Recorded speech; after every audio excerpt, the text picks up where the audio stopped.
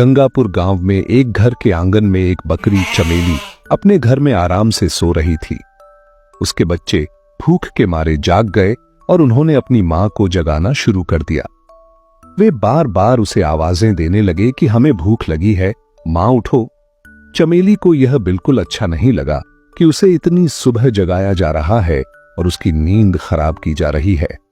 उसने उन्हें सोने देने की जिद की, लेकिन बच्चे जिद पर उतर आए क्योंकि उन्होंने पिछली रात भी कुछ नहीं खाया था। चमेली को अनचाहे ही उठना पड़ा। वह बड़बड़ाती हुई कहने लगी कि ये बच्चे उसे चैन से सोने भी नहीं देते। जब उसने बच्चों से पूछा कि कल लाया हुआ खाना कहां गया, तो बच्चों ने जवाब दिया कि वे खा चुके हैं। यह सुनकर चमेली को गुस्सा आया और कहने लगी कि तुम्हारे पेट तो जैसे कुएं हैं, जितना लाती हूं सब खा जाते हो। आखिरकार चमेली मजबूर होकर खेत में खाने की तलाश में निकल पड़ी। वह सोचती जा रही थी कि इन बच्चों ने तो नाक में दम कर रखा है, इन्हें क्या पता कि खाना लाने में कितनी मेहनत लगती है। चमेली एक कामचोर और सुस्त बकरी थी। उसे दिन भर सिर्फ सोना पसंद था। पिछली बार जैसे तैसे जंगल से खाना मिल गया था, लेकिन अब वहां के जानवर उसे कुछ देने को तैयार नहीं थे। वह सोचने लगी कि अब खाना कहां से लाए। इतने में उसे दूर एक बड़ा सा बाग नजर आया जिसमें बहुत सारे फलों के पेड़ थे। वह खुश हो गई और सोचने लगी कि चलो यहीं से कुछ फल ले लेती हूं। जैसे ही वह फल तोड़ने के लिए आगे बढ़ी, एक बैल ने उसे रोक लिया। बैल ने उसे बताया कि ये फल खैरात में नहीं मिलते और अगर फल चाहिए तो कीमत देनी पड़ेगी। चमेली के पास पैसे नहीं थे। उसने बैल से रहम की अपील की और अपनी हालत बताई। बैल को उस पर तरस आया और उसने शर्त रखी कि अगर चमेली रोज बाग में पानी दे और रखवाली करे तो वह उसे रोज खाना दे सकता है। मगर चमेली ने काम करने से इनकार कर दिया और वहां से चली गई। आगे जाकर उसके पैर चलते चलते दुखने लगे। वह थक चुकी थी और कहने लगी कि थोड़े से खाने के लिए कितना चलना पड़ता है। इतने में उसे दूर एक इंसान का घर नजर आया जहां दो बकरियां आंगन में खड़ी घास खा रही थीं। चमेली ने सोचा कि ये मेरी ही जात की बकरियां होंगी, ये जरूर कुछ खाने को देंगी। वह उनके पास पहुंची, मगर वहां भी उसे साफ जवाब मिला कि यहां मुफ्त में खाना नहीं मिलता। इन बकरियों को रोज मालिक को दूध देना पड़ता था, तब जाकर खाना मिलता है। इतने में घर का मालिक आया जिसका नाम हरिया था। उसने चमेली से पूछा कि वह कहां से आई है।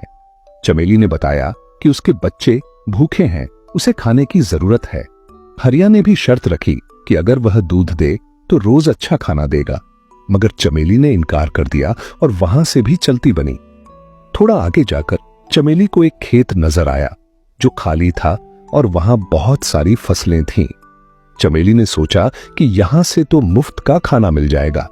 उसने मौके का फायदा उठाया और खूब पेट भर के खाया और अपने बच्चों के लिए भी बहुत सारी फसल तोड़ ली। खाने के बाद वह एक पेड़ के नीचे सो गई। कुछ देर बाद खेत का मालिक चमन आया। उसने देखा कि उसकी फसल किसी ने तोड़ी है। वह गुस्से से चमेली को पेड़ से बांध देता है और इल्जाम लगाता है कि उसने चोरी की है। चमेली रहम की अपील करती है, मगर चमन का दिल नहीं पसीजता। वह घर के अंदर चला जाता है और चमेली 3 दिन तक भूखी प्यासी बंधी रहती है। उधर चमेली के बच्चे घर में बैठे अपनी मां का इंतजार कर रहे थे और सोचने लगे कि मां कहीं फिर सो तो नहीं गई। वे कहते हैं कि मां कितनी सुस्त और कामचोर है, शायद उसे हमारी परवाह नहीं, मगर हमें उसकी फिक्र है। चलो हम उसे ढूंढने निकलते हैं। उधर चमेली बहुत कमजोर हो चुकी थी। रात के वक्त एक चूहा उसके पास आता है जो उसे पहचान लेता है। चमेली उससे विनती करती है कि उसके बच्चों का हाल बुरा है, उसे आजाद कर दे। पहले चूहा इनकार करता है, लेकिन जब चमेली उसे गणपति बप्पा का वास्ता देती है तो वह रस्सी काटकर चमेली को आजाद कर देता है। चमेली फौरन अपने बच्चों के लिए खाना लेकर घर पहुंचती है, मगर बच्चे गायब होते हैं। वह घबरा जाती है और उनकी तलाश में निकल पड़ती है। कई घंटों बाद वह दोबारा उस बैल के पास पहुंचती है जो बाग का मालिक था।